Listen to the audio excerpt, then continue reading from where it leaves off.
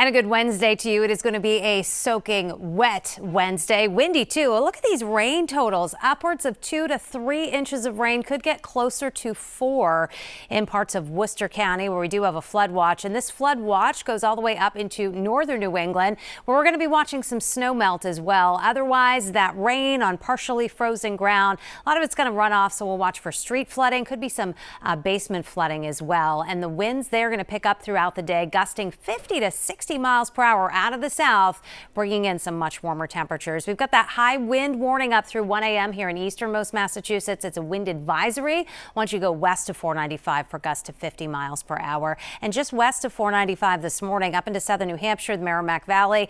Notice the pink color showing up. Temperatures still running near freezing with a touch of icing this morning, but the elements of heavy rain lifting up from the south, they are going to come with that warmer air, and the temperatures should climb everywhere today. You can see the elements of rain, even some thunder down toward the mid-Atlantic states.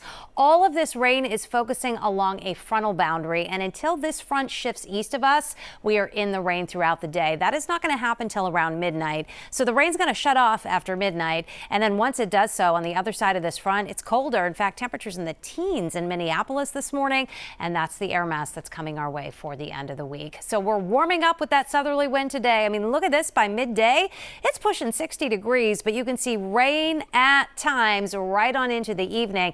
And I think the heaviest rain may unfortunately coincide with the evening commute in the Boston area. So we've got one slug of heavier rain coming through this morning. That is lifting north of the Pike through midday. And then there's a bit of a lull till we get into the next round of rain. And that is going to come around 4 o'clock this afternoon, first out through Worcester. And you can see this kind of line setting up. Within this line, there will certainly be downpours. There could even be some thunder and lightning with this. We will watch this cross right into the Boston area during the evening commute. So Metro West, 495, 93, all of this going to be dealing with heavy rain, maybe some thunder. And this is shifting eastward by 6 o'clock this evening.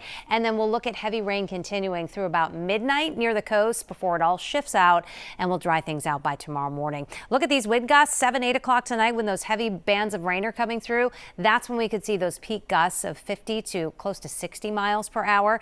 And then as we go into tomorrow morning, there's still some wind. It's shifting around to the west, and it will gust 20 to 30 miles per hour throughout the day. So the rain early tonight tapers after midnight. It is windy tonight. We drop to about 35 to 40, and tomorrow is a brighter day, sun and clouds, but it is blustery and it is cooler. That wind out of the west about 10 to 15, gusting 20 to 30 miles per hour. We're not getting out of the mid 30s out through the Worcester Hills with low 40s in Boston tomorrow. So colder air story here through the end of the week. The winds will start to settle as we go from Friday into Saturday, but with some wind on Friday morning and temperatures in the 20s, it's going to feel like the single digits and teens. So get ready for a blast of colder air as we dry things out toward the end of the week. Temperatures moderate on Sunday, could be back into some wet weather with the chance of rain returning by Monday.